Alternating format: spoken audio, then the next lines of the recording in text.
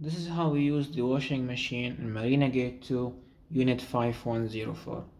To start with, please make sure that the second switch, which is dedicated for the washing machine, is on.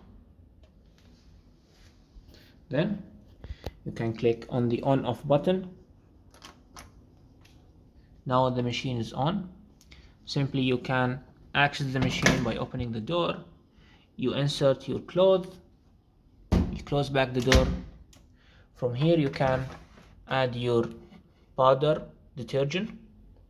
You close this one. Then you can select from the different programs you have here.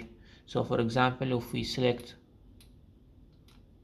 cotton, it shows the time and how many spin, and simply you can start by clicking on the start button.